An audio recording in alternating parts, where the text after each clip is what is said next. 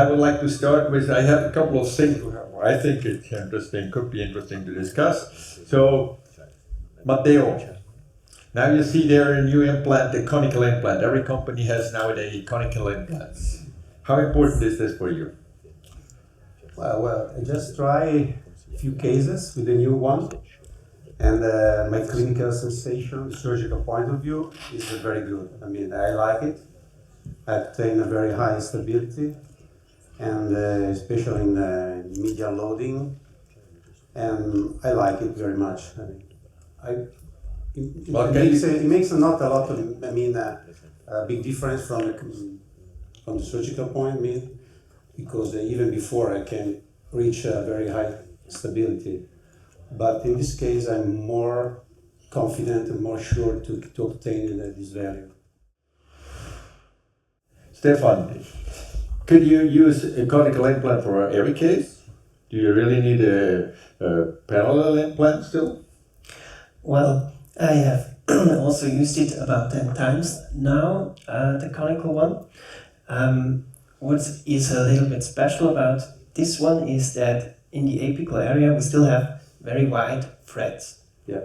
So this still gives you the opportunity that you can go a little bit up and down, positioning it in the vertical, and you are not immediately losing all the stability. So you can over-prepare it in length. This is slightly different with other tapered implants, which do not have these wide threads. So there you basically fall into your implant bed and you gain a lot of stability within just 1 or 2 turns of the implant. But if you then go a little bit back, you lose the stability again. Yeah. And due to the design, this is not happening with this. So you think in the future we still need a parallel implant?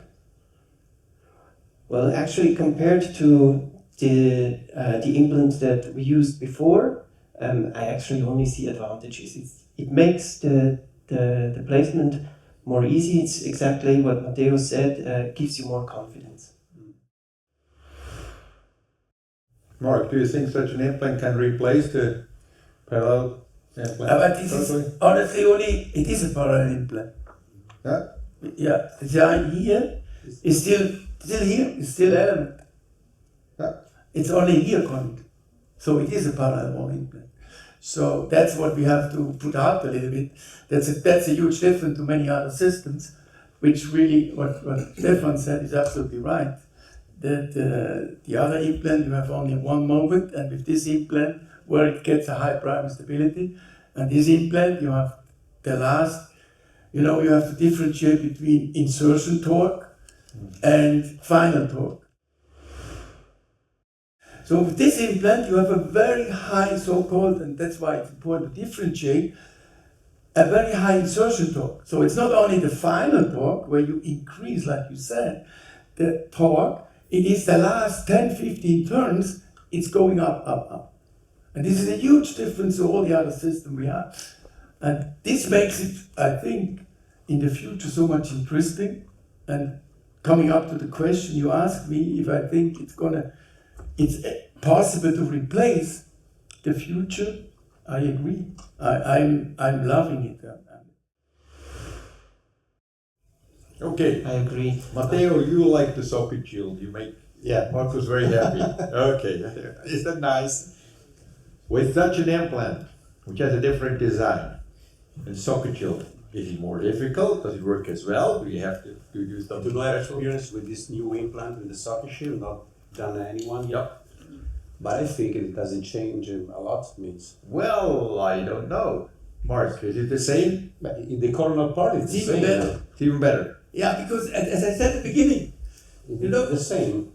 it's the same design. Yeah. That's what he said from the beginning. This here is element. Yeah, but So when you take a classical conic, when you take a but normal, then you prepare different. that is dangerous, because then when you take a real conical implant, then you can move the shield. But Right. That's what I want to that's hear. what you want to hear. Yeah. But with this is not a problem. Even this is what is new for many people who are using today socket shield. What we published 5 years ago. You have to anchor the shield apically. Yeah, you can lock it. You have to lock it there. And with this one, when you take a conical one, you have much more difficulty to Lock anchor it. the shield Yeah. when it's conical. With this implant, because it has the same design like Yeah. the element, perfect for something. What do you think about toric? What do you? I can share some experience with placing them in very hard mandibular bone. So I never go above 50. If my machine stops at 50, I go back. Maybe I cut threads and then I place it again. And I did, I think, 3 of them now. Thanks to the wide threads, you get very early, you get some grip. And then during placement, it slightly increases. And the first time I did it, I expected to get stuck with it. This is also what happened to me with using the element. However, I think the cutting properties of the new one are much better. So I was able to place all of them at the first attempt below 50. So I think this has also, it's a bit simplified compared to the older design. In which situation this implant is the only implant you would use? Good. Very good. I mean, What's the strategy? I just discussed this with the group, with the company before we started here. I think I really asked. I think this implant in the future will replace whatever I did. I will use it everywhere. But the drawback of this implant system was for sure in the discussion which I had in the past. Where can I do immediate improvisation? So with an element, you have more problem to do an immediate improvisation because Element is a parallel implant. the parallel implant to get really the prime stability over 25 to do an immediate improvisation. And this is, in my opinion, the future in implant dentistry, that we need to do immediate everything. This is what the patient wants from us. And so this implant allows me now to do this additionally, which other implant system already provided. There's no doubt about that. And this is now a huge step for this implant, 100% for this company. Because now we can say, now we have also closed this gap, which was missing, and now we can do immediate improvisation anytime. I placed about 35, and I immediately loaded 32 of them.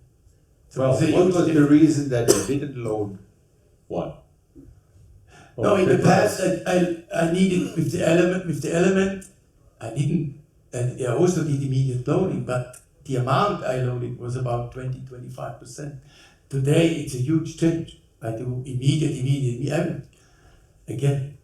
So this is when you ask me, I like to use it now. I think in the future, but I started half a year ago, so I cannot say enough yet. But I think it will replace everything for me. Is there any limitation cases where you say, well, in this case I don't do immediate temporization? Specific situation. Oh yeah, for sure. Yeah, that's important. That's We what we cannot want. at the moment immediate efficacy, but this implant will allow me in the future to do more.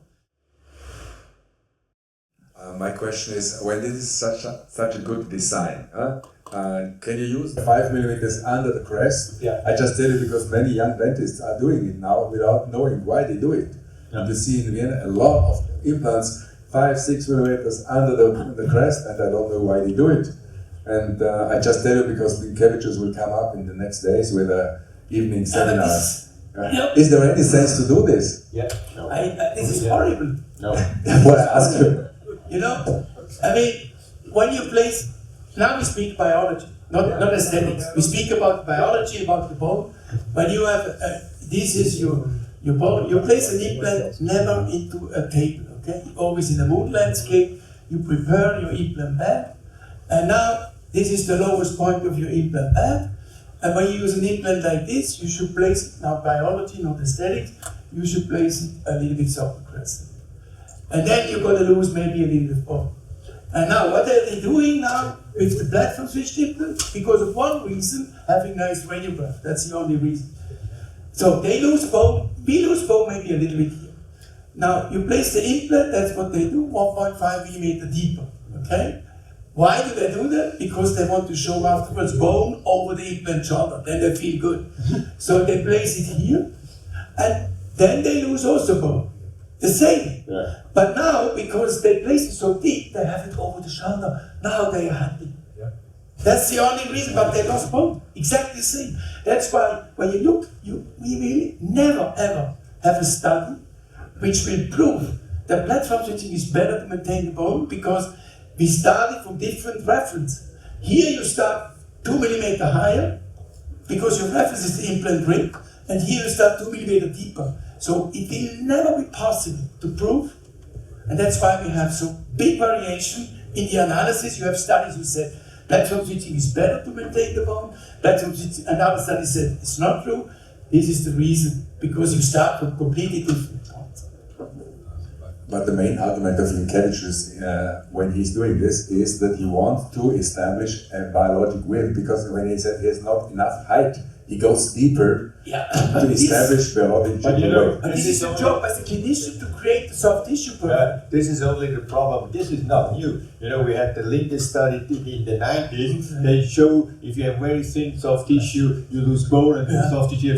It's nothing new. It's well known. So you know where we place the implant shoulder depends on many components. One of them is the thickness of the soft tissue. The other one is of the shape of the bone. Where you have a thin one, you know, we all know if you go lower posterior, you have a very thin bone, you lose, but then you lose it parallel, you lose part of the bone, we all know that.